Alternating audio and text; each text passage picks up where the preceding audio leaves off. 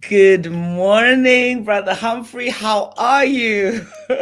Very well, Sister Tandai. How about yourself? Oh, thank you so much for agreeing to have this conversation with me today. The last conversation, these marketplace conversations we're having before the end of the year. And I'm so privileged to have you here. I was just having a look at your CV and I thought, whoa, whoa, whoa. You have had a lot of experience, CFO and COO. How do you get to play those two roles? How are you managing? How long did it take you to get there?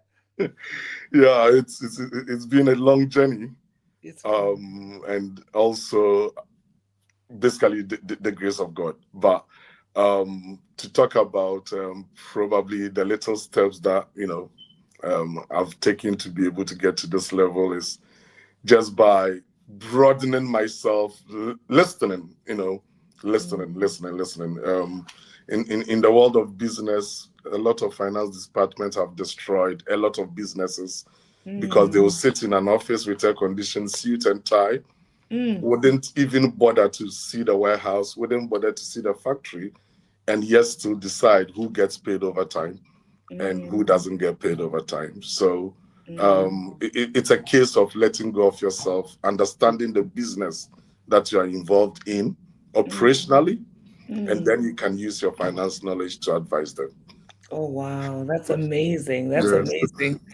Congratulations. No, I'm thank really you. privileged to have you here. And I noticed that you've got over 20 years of experience that we want to glean into today because one of the things that I know, even when I look at the body of Christ, business is one of those things we're definitely saying, yeah, we want to go into business. Business is, the freedom. Everyone gets allured by the freedom, the money. Who doesn't want that?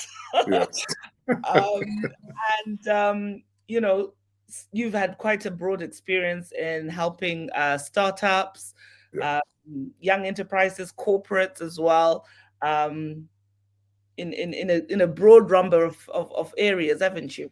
Yes, definitely. And it's been quite an interesting journey, especially when it comes to startup.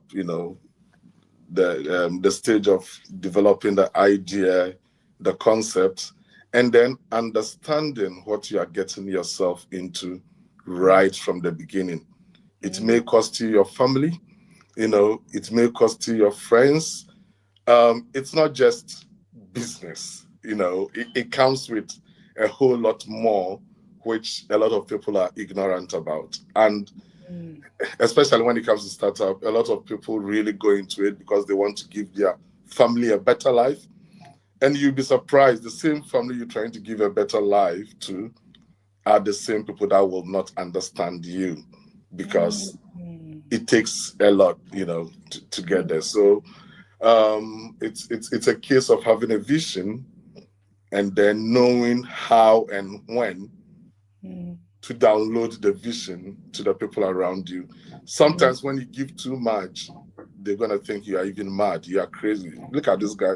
We can't even pay the rent, and he's talking about owning fleet of vehicles. But that is the vision. That is what you're seeing, right? But mm, it's your responsibility to know how to download to the people around you because you need them to support you, you need them to help you, you need them to buy into the vision, you need them to follow you, right? But mm, you know how and when to download. I always say the difference between successful entrepreneurs who went all the way to be successful, and those who basically stumble halfway, mostly is about how they downloaded the vision to the mm. people, yeah, to the people around them. Yeah. Wow, that's a great piece of wisdom right there. Because if I think of some of the things that I've gotten involved in, you just think of it and you run, and then when you're there, you're like, I'm stuck, and then you want to recruit others to get involved in your plan. It's like, my friend, this is your own thing. Yes. Yes. Yeah, and Exactly. I always say the starting point for any idea is for you to be honest with yourself. mm, Know yourself. Mm, And so the starting point, even if you want to study, even if you want to go and get a degree program, the mm, starting point is do a SWOT analysis on yourself. It's a performance evaluation tool. So as a human being, what are my mm, strengths? mm, You write them down. It could be 5 or 10. It could be I like reading. You know, mm, um, I like talking. mm, Um, I've got savings in my bank account. mm, Um, I've got a lovely family. It could be whatever. What are mm. my weaknesses? The same talking could also be a weakness, right? Mm. what are Yep, my what are my got me into weaknesses? trouble a few times. Exactly. Probably I like talking too much. Um, I don't like reading. And you are objective about yourself. The most important thing is how do you turn your weaknesses then into strength? I have been doing this since the age of 25. Mm, Ever since I came to know about SWOT analysis, since the age of 25, I SWOT, and every 5 years I've got a program. Every five mm, years I've got a program, and mm, and and you are pushing it. So mm, your strengths, your weaknesses, the opportunities out there, and then the threats. If you're a young man or you're a young woman, the threats could be boys or girls. The threats could be drugs. It could be social media. Social mm, media is supposed to add value to your life, not to take value away from your life. So if mm, you're spending too much time on it, and then it's taking value away from your life. You mm, know. So all those things could be threats. And mm. There are kind of two schools of thoughts on that, where others feel that your weaknesses just get someone else to step in the gap. Don't bother about the areas that you're weak at. If you concentrate on your strength and run with that, yeah, and those things that you're weak at, yeah, recruit, partner, synergize. What are your exactly. thoughts on that? Exactly. Yeah, that's perfectly where you want to be, because you need to surround yourself with people who will complement your weakness. Don't be the general who knows everything. You will Mm, fail. mm, But how do you know your weakness? mm, It's by doing the SWOT analysis. So mm, once you've done your SWOT analysis and you know your weakness, then you can fill the gap. I know somebody who wanted to start a business. mm, She's a pharmacist and mm, wanted to start a business, mhm, and she spent 2 years of mm, the process learning about stock management, how to put a stock system together, how to distribute stock. And I'm like, you could have paid somebody £500 mm. and they will do this for you. Number one. Number two, you're a startup. You don't even have stocks anyway, right? You don't So even have. wasting time there. You are just wasting time. Mm, But a simple SWOT analysis at the beginning with an objective strategy mm, about how to turn the weakness into strength mhm, would have solved that problem. You mm. know, yeah, Fantastic. No, that's great to hear. And yeah, I'm just thinking of, I remember when you were telling me one of the stories about an investment you had in my native country of my home country of Zimbabwe. um, it rang a lot of bells, yeah, it rang a lot of bells. I work with a lot of people over the years, and yes, have been, involved in certain things as well, yeah, where you have to decide this is not for me. Let me get out now. yes, So, um, 2 years ago, during the Understanding Money conference, our theme was accessing your wealthy place. okay, And it was about the real currencies that each and every one of us have today that the bank account has been fully loaded with, right? Forget yes, overdraft up and down, this one every day it's to the brim, is time, yes, what you choose to do with it. So you mentioned the pharmacist friend just now. She yes, spent 2 whole years where she yes, could have been doing other things other instead of things, just recruiting someone in the area she was weak in. exactly, Your gifts, skills, and talents. So your strengths, really, what are you good at? What are you great at? yeah, And use that to your advantage, placing it in the yes, right place. yes, Your relationships. So how you communicate with others around you, which you mentioned earlier on as well, is, yeah, you need that support system before you go anywhere and do anything. Yeah.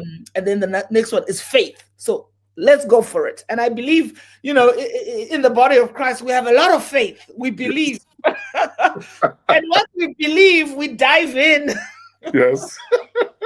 So if you can tell me as a chief financial officer, what would you say to someone sitting at the edge of 2024 into 2025, thinking that business, I'm going to go for it? Because we see others around us, right? My sister saying, "Oh, I've built a house back home. I'm doing sheep back home. I'm doing goats," and that's all we hear. Yeah. We hear that. We like the idea of farming. There's something in our emotions or in our mind or a vision maybe God gave us years ago that we think it must be the goat season now. And we Yes. take our little savings we've been hard pressed to put together over Yes. the years, and off we go. Yes. What advice would you be, or no, I won't say advice because I don't want you to be advising. People say you advise me. What would you say to someone right now sitting at the edge of a decision, of a Yeah. startup, should I go for it? Should I do it? And what are some of your experiences? Yeah, Perhaps sure. to share. Okay. I'll come to that, but let me start with the faith bits first. I remember the initial part of my career. I happened to be doing a presentation in the boardroom, and the business was struggling. So I was asked this question, that in my honest assessment, what do I think? And I started my sentence by saying, I hope. And straight away, the chairman was into me. He was like, Humphrey, you are our finance director, and you tell us you hope. You tell us you hope. What are we gonna make it or not? What am I trying to say? In as much as we have faith and we have hope and that sort of thing, we should still back it with substance. And especially in the secular world, most, from where we come from, Africa, most of us haven't been successful in our careers because we use languages like I think, I hope. No, they don't want you to think. They want you to tell them. They don't want you to hope. They want you to tell them, right? So in as much as you hope and the faith and all those things, it's in your closet and you are working it. But when you are out there, you project confidence, you project knowledge, you project a man or a woman who knows what they are about. When you come back into your closet, then you hope in prayer. Then you pray, then you have faith in prayer. Now, going back to, yes, I've had experience, of trying to do, business in back home. I've tried Ghana. I'm from Ghana originally. And then I've tried Zimbabwe as well. And with my background, I did not just jump into it, right? I started with, we went there to do feasibility studies, spoke to people in the various hospitals that we will do. We conducted all our research, everything. We sought investment. We wrote a business plan. We wrote the strategy and everything. And then we went in to start. The first problem I would say we encountered is the fact that, excuse my language, but the average African back home is just not honest at all. So when you're doing business in the Western world, your enemies are your competitors. Your threats, enemies is quite harsh. It's our church language, Your threats. Yeah. Your threats are your competitors, about lack of strategy, about lack of you not being able to execute the strategy well and that sort of thing. When you're doing the same thing in Africa, the threats are your own employees. A friend of mine started a business in Ghana, manufacturing mineral water. Vibrant business, doing so well. And then when somebody orders 20 boxes in the warehouse, they will load the truck 50. The truck drives out and they will go and deliver the 20, and then they'll go and sell the 30. He got to know about this. He put security at the gate where security will stop the truck and they will count. 2 months down the line, security was part of the deal. So, so your biggest problem are the people that you so love, you so cherish, you so want them to do well. You so want them to have a great career path that you are working with. They are the ones.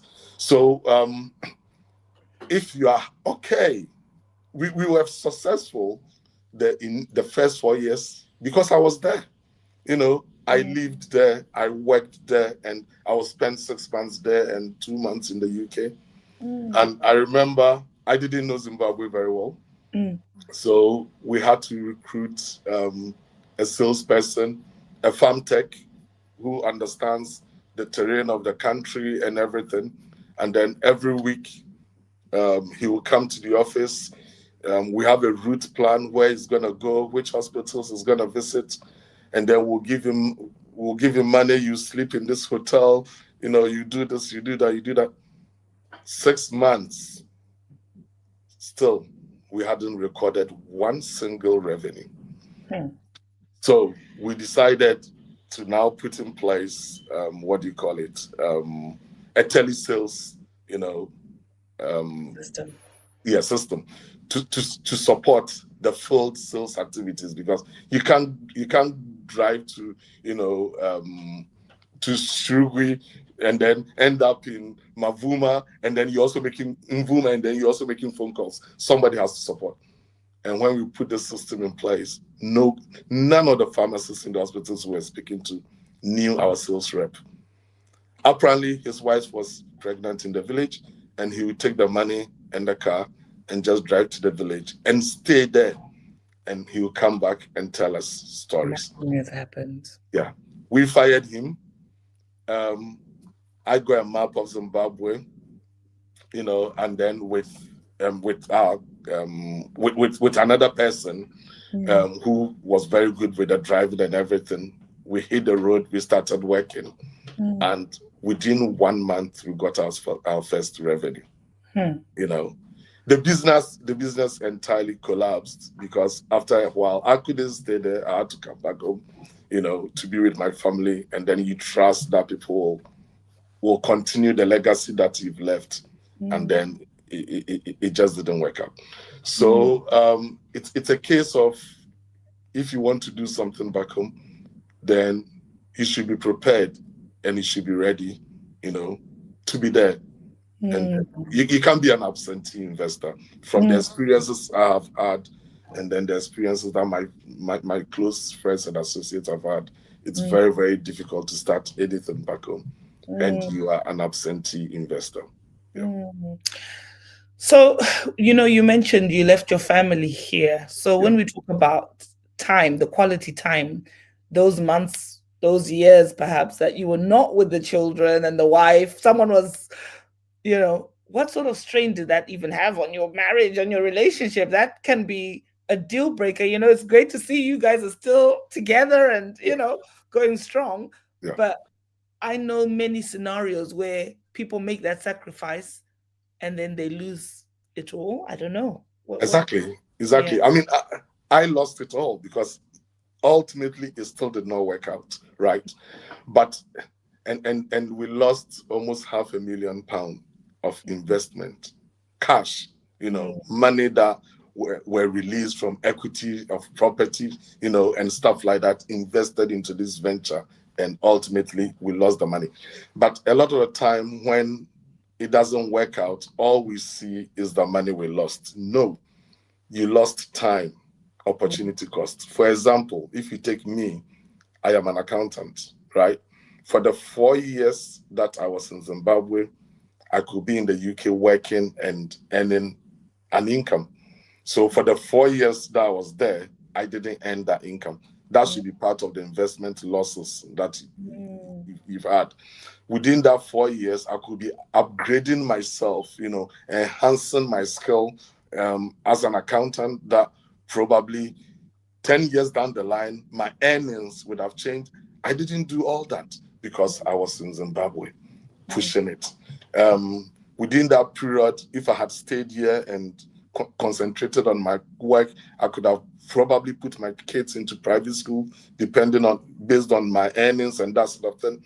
But all did not happen. So the losses are not just the money you lose there, but time, things you could have done for your children that you couldn't do, things that you could have done for your wife that you didn't do, the family as a whole, and you got to factor all these things in your planning before you embark upon all this. Yeah. That's really, really great advice. And, because I'm trying to think, I remember when we did something abroad, it was very early on that I realized, this thing is gonna be draining us of money. Yeah. And where you have to put a tracker on the car, the driver has gone somewhere else. Yeah. We were in control of the money, but how the transport was being used, it was a bit of a nightmare. And we quickly decided, let's get out of this now. I think this one is scary. Exactly. But £500,000 is a lot of money. Yes. At what point? Because once you've got your money in something, you want to get it out. So at what point does one really wake up and say, no, I'm cutting my losses and going? What did it take, or what does it take? Or what kept you going to that point? I mean, I think at 100,000, I would have said, okay, let's call it a day. Yeah. But what would make one keep plowing in? Saying that, though, I was listening to a seminar I was the other day, that a company like Uber, it took about 5 years, and they were not in profit. Is it 5 or 10 years? I can't remember. They were not even in profit. They were operating, and we all know Uber, but for a very long time, in the million projections, they are not in profit. And that's quite shocking to say, but that's a big company which is funded, which has, all sorts of other money. But if you are now, as an individual, you are using your personal money, your personal finances. Yes. Can you stomach it for that long? Yes, that is where we made mistakes. And for me personally, that is where I made the biggest mistake. We get too emotionally attached to the investment. And that is the first mistake. Because a lot of the time, you look at your life and you've struggled through life so much, and then you see that investment as a lifeline. You see that investment as a lifesaver, and you become so emotionally attached. It's like gambling. And every time you want to stop, it feels like, 100,000 is gone already.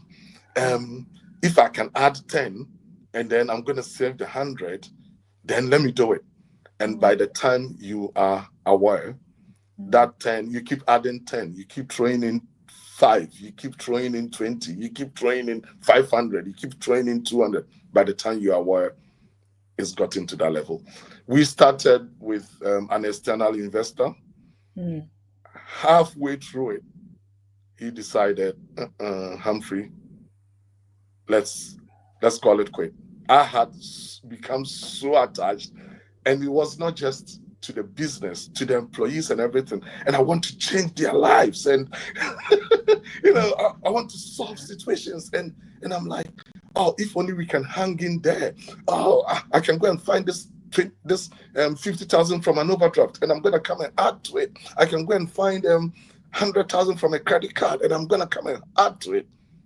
And then these same people that you get so emotionally attached, that you want to see their lives transformed and everything through the business, are the people who let you down.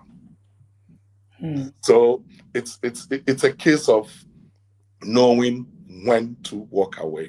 And that's number one. Number two, Where did you get a capital from in the first place? What Mm, did you do to get a capital in the first place? You mm, got a capital by doing something where mm, you are. Why mm, can't you just continue with it? mm, How did you get to a position that you could raise 100,000 to go and do business back home? mm, Whatever you did to get to a position where you can raise 100,000, why can't you continue with it and be closer to your investment and monitor it? A lot of the time, the problem is that we want more. That mm, process is just too slow for us. mm. That process is just too slow for us. And we want more. And there's somebody telling us back home that that 100,000 is gonna be 5 million in 3 years, and you thinking you got to this 100K level over 10 years. So if this 100K can become 3 million in 1 year, in 2 years, why don't I go with it? Biggest mistake. Hmm. Biggest mistake. So Mm, whatever you did for you to get to a position that you can raise 20,000, that you mm, can raise 10,000, that mm, thing is not bad mm, at all. mm, Keep doing it. Keep mm, tucking at it and mm, improve it and be mm, closer to your investment. mm. I like that, being closer to your investment, right?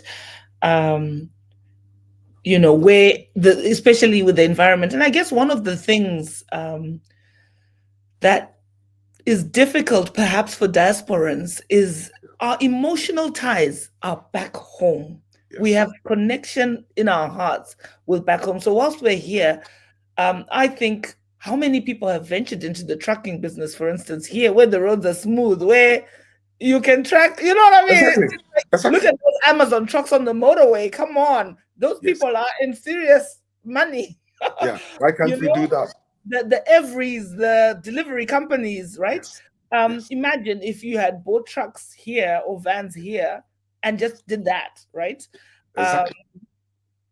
but I guess, what would you say it is? Would you say it's a bit of blind faith, or because we're not feeling settled maybe here? Um, why are we scared to, in your view, to try and do things where we are here abroad?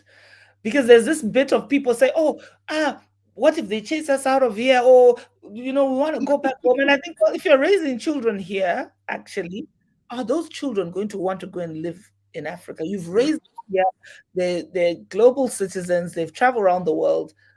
Yeah. You are attached to your village back home, but Yeah. you building a £500,000 mansion in there, Yeah.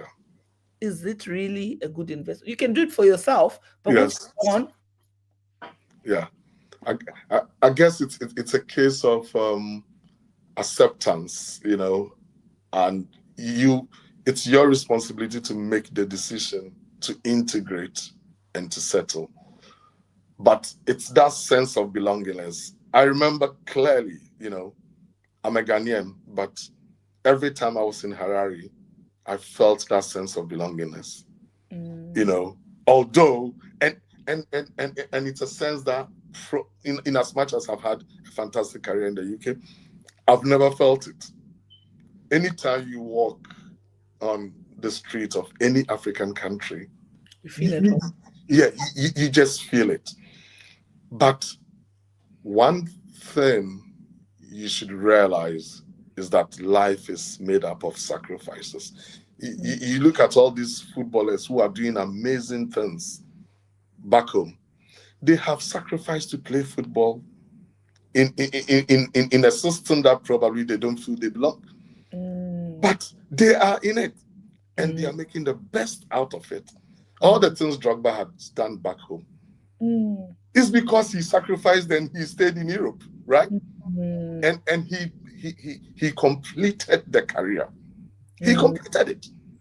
And mm, today he's got Sadio Mane. All the things he's doing back home, he is making that money from Europe. So we mm, can effect that change in our villages and all those things if we see our being here to mm, some extent as a sacrifice. If you really, really want to help your people back home, then sacrifice and be here. Or go back home yourself and be present, right? Or go back home yourself Mm. and be present and doing it and do it. But sometimes, look at Bill Gates and the money he's made and the impact he's having in this world. He's not there, but the money is doing the talking, right? Mm. There was a period in my life that I was so bent on going into politics, in Africa. I was so bent on it. And then one day I just woke up and wisdom, I just looked at Bill Gates. He started working on malaria treatment when Reagan was the president. Or is it? Or it was Bill Clinton. Then George Bush came, he was still there. Then Barack Obama came and he was still there. What am I trying to say? You will not solve problems through politics, but you can solve problems when you are successful at what you do. Because you will be politicians, maximum 8 years, you're gone. Unless some part of Africa, then it's a different story. What? Yes. Lifetime presidents are not rare to find on the continent. But maximum 8 years and you're gone. But if you are successful at something, you'll be there always till till eternity, and you can push it and you can push it. So it's either you believe in that cause and you can pack your things and go and then see to it, or you can still be here and whatever you did to get to that stage, keep pushing it, and with money, you can influence or you can support somebody who is there and is doing it. You can buy into somebody who is there and is doing it. Yeah. I love that. Thank you for that. That's But great. A lot of time we want 100% ownership. 100% of zero is zero. 5% shares in British Airways. Come on. What do you want? So sometimes instead of going to buy 5% into somebody back home, we want to go and start it all by ourselves. That's another strategy. That's great, isn't it? Yeah. Yes. But you can buy 10% in what somebody is doing. That's already successful. That's already successful. Or you believe in it so much that you think, yeah, exactly. I'm picking a good horse here.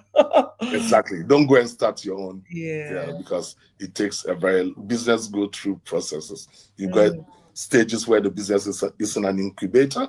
It's got a life cycle. It's got its incubation period. It's got its burning period. And then, it's got its period that it starts budding. Yeah. You were sharing the other day just stats on how many businesses that startup actually make it through. Yeah. Do you have those numbers with you today? Yes. So businesses that will start today, 15 years from now, only 3% will still be available. Yeah. And in my case, the project that we did in Zimbabwe, it burnt out after 12 years. So that's why it was 500,000. It burnt out, but we could have called it quit in year 5. We could have called it quit in year 6, year 7, year 8, but 12 years. By the time we finally decided, that, gosh, it's no more. So personally, I have had that experience where, you go and you go and you go and you go. And then after 12 years, you finally decide that. But statistically, businesses that will start today, by year 5, by year 1, by year 3, just about 50% will be available, and by year 15, only 3% will be available. Yeah, that's quite a small number, isn't it? It takes a lot, and 15 years of your life is a lot. If exactly. you're 15 years in a career succeeding, perhaps, or what's your take on lifestyle businesses? Because that's the other thing I was looking at. as a parent, as a mom, the opening up of the digital age, Yeah. there's a lot of opportunities for setting up lifestyle businesses, which, you know, capital wise, it doesn't take a lot Yeah. because it's just what packaging it, Yes. the Shopify's, just putting the dots together. Yeah. Um, yeah. So would you say that's a good avenue for a lot of people, perhaps? Yes, They it is. lose. It's a good avenue to make extra money, extra cash. It probably is not gonna break the bank and and make you millionaire, that sort of thing, but it gives you sanity, it Mm, gives you pride, it gives you ownership, um, something that you can look forward to, mm, which then makes you healthy. mm, So if there's an opportunity like that, why not? Just use your talent. Take mm, take advantage. Of the opportunities around you, and then go out there to make it. A lot of the time, I think our problem also as Africans is whenever we think business, we think millions. I know people that have businesses that are turning over half a million, mm, turning over 200K, and they've got fantastic life. Because if you've got a business that brings in 200,000 every year, mm, year on year, year on year, year on year, 15 years, 20 years, if you invest wisely, you'll be a millionaire anyway. mm, We just want quick wins. Quick, quick, quick, quick, quick. There's mm, nothing quick. mm, There's nothing quick. Just mm, take your time and keep plodding. So even it could be a lifestyle business, it could be 35K revenue year one. You keep pushing it, you keep pushing it. It could be 55K year mm. two. You could be, just Keep, just enjoy it. Get this millionaire thing out of your head and mm, just enjoy the opportunity that you have mm, to impact, mm, mm, and to make money from something that is just part of your life. Yeah. mm. I like that, because life, there's a set time that you're going to be on this side of eternity, and at another point you go. And Yes. sometimes the thing that we're trying to accomplish, it actually takes away life from us. You have no social life, your relationship with your friends and family Yeah. is kaput. Yes. And I understand like what you were saying earlier on about, when you're starting off, it takes a lot. So as long as you've communicated it with your loved ones and they're Yeah. on board, they make room for you, isn't it, to Yes. explore and do what you need to do to say, no, we're supporting dad with this. I remember an understanding money conference we did in Zimbabwe. Just by mistake, I was in Harare and someone says, you need to do it here. And there was a 14-year-old girl who attended. Yeah. Her dad was an entrepreneur. He was a chef, catering and all that. But his partner at the time was not interested. It was like, my friend, go and get a job. This is, what are you doing? What is the vision here? Just go and get a normal job like everybody else. And I'm sure Yeah. this is a conversation that happens in many families. Exactly. But once she attended that conference, the 14-year-old clicked and said, this is what dad is trying to accomplish. He's trying to build a generational business for us, and he set it up. And she's very good at tech and advertising. She started marketing, Yeah. advertising it. The wife came on board. She got it as well. And it became a family business. And I'm hearing now that, they go together at weekends and they say, we're doing a wedding this weekend. We're doing this. And the whole family's on board. So it's Brilliant. becomes a fun opportunity that they're Yeah. making money together. Yeah. And, when you go, there's a chance that maybe this little grandchild is going to pick this mantle up, because these are mantles as well, aren't they? Um, Yes. so yeah, No, that's but yeah, you've actually said it. But so a lot of the time, we don't get the family support in business because we haven't prepared a business plan that we can share, right? So the whole vision, the whole strategy, the execution, the milestones and everything are all in your head. mm, And it's very difficult to then, put that across in a conversation. But when you have a business plan, that you can give to family and for them to read it and that sort of thing, then it makes life so easy and so simple, and they'll buy into it. I've got a very good friend who, the dad is quite, well, and she wanted an investment from the dad, and she just has been talking to the dad for about 2-3 years, and dad was not listening. So she spoke to me, and I'm like, okay, let's put it down on a piece of paper. So I worked with her, and then I produced a business plan for her. She gave it to her dad, and the dad was like, is this what you've been trying to tell me the past 3 years? He was like, yes. So they looked at the cash flow, the profit and loss, the plan, the growth and everything. And the dad invested $50,000 in it. Wow, that's awesome. So a lot of the time, we want to cut corners. If the bank manager is asking you for a business plan before they can give you a loan, why do you expect your wife or your husband to support you without a business plan? It's not fair, right? Is it? If you prepare a business plan to give to the bank to get their support, why can't you prepare a business plan and give it to your husband? Why can't you prepare a business plan and share it with your wife, and your children? Wow, that's deep. I hope a lot of you listeners there are going to be working on them business plans. So the last sort of thing I want us to talk about. So here's somebody who's in it right now. They're in a business, and it doesn't seem to be working. It's 5 years, and it's been 6 years, and the toll is taken on their relationships. Is deep. So how would they know to leave? Because already, whatever they've already lost, they've lost. Now it's like, if I lose it, I've lost it for nothing, right? There's something to prove, to push on. What strategies or what accounting strategies would you give to someone to work out whether the losses are going to be even more devastating if they don't start now? Because there's that bit of, okay, what I've lost, it's already gone. Sure. I need to make it.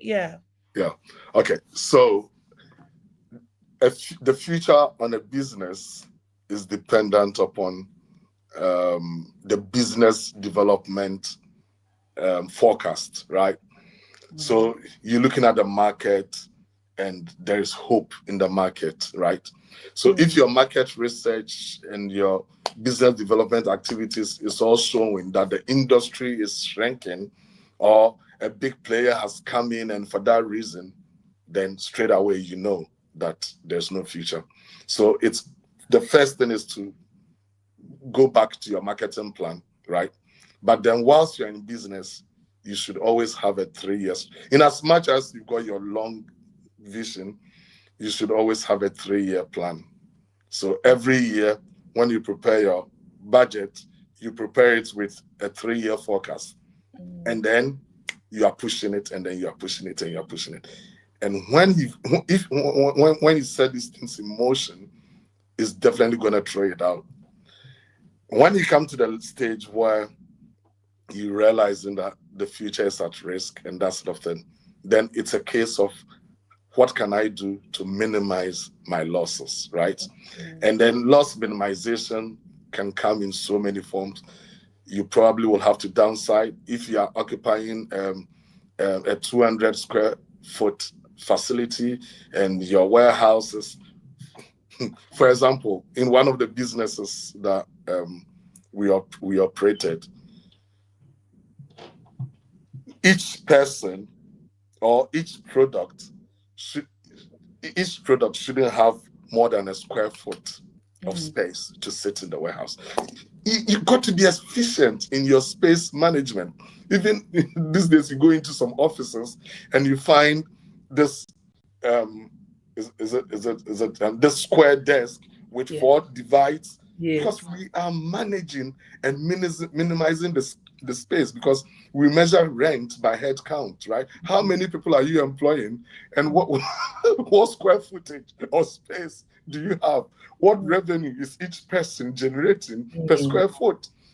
As a business, you got to manage all these things. But you've got a business turning over, let's say, £10,000 a month, then you are occupying a 200, square foot facility with 5 employees. It, it just so you start looking at these things. What can I do to downsize? So if you can cut down the property, you cut down. If what can I do? Probably you have a PA, you have this, you have that, you have that. Who can I let go so I can pick some of these things myself?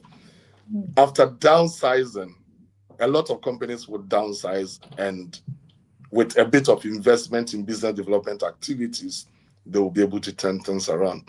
But you downsize and still you are bleeding losses, then it's a case of what assets can I sell to minimize my losses. And remember, letting go of employees also costs money, because you have to pay redundancies, payment, and all those things. In Africa, probably can't just let them go. The employee, Sorry, the job is over.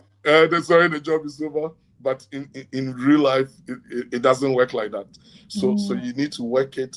You may be owing the tax man, you may be owing creditors. So you got to work it. And then if you leave it too late, then you have to call in the administrators. I've been in a position where we've called in the administrators before, and it is not a pleasant Experience. experience. Don't push it to the stage that you are owing people so much money, because when you owe somebody and you don't pay, you are messing them up, right? So if the opportunity is not there, then call it quits. Don't drag people along.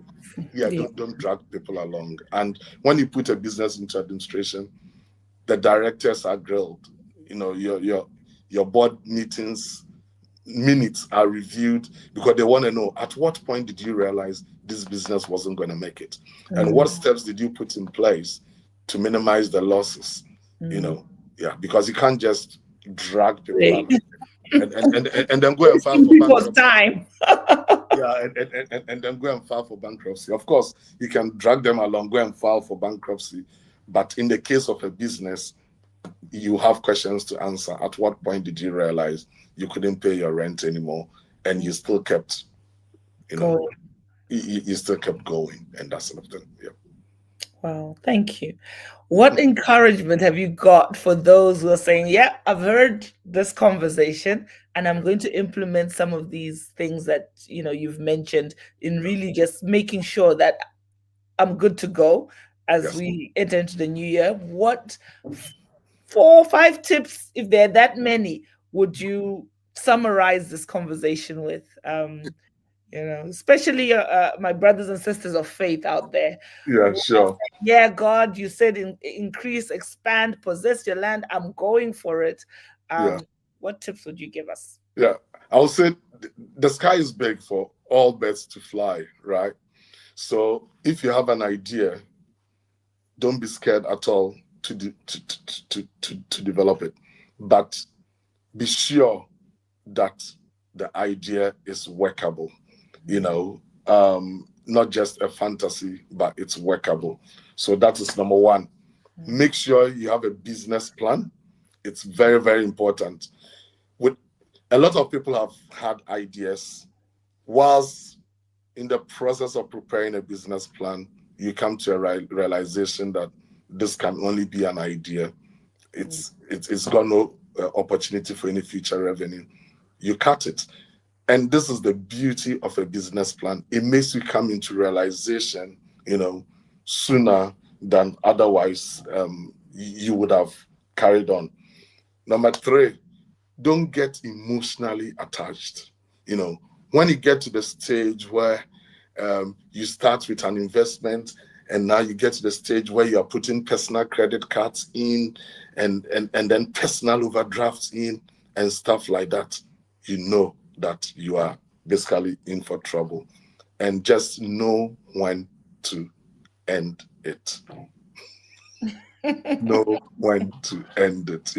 Don't be like me and then $500,000 over 12 years. Yeah, because you are so emotionally attached. But business plan, strategy, and then you should be having regular reviews within your strategy, so that you can make changes. Those of you who know about Kodak, when we were growing up, there was a film company called Kodak. They were massive. They sold cameras, and the core business was this chemical for processing the films to get the pictures. They never saw mobile phones coming, and in an era, mobile phones just came and destroyed the business of Kodak. So you cannot be in business and you are not having reviews. Look at Coca-Cola. They keep branding. They keep branding. They keep branding. Now they've taken over Christmas. They brand the product with Christmas. You think Christmas is Coca-Cola. You think Christmas is Coca-Cola. Even Coca-Cola. If Coca-Cola is not comfortable, how can a £2 million business be comfortable? Yeah. Thank you. Thank you so much for this conversation. I don't know if anyone has any questions. I see some people have been following us.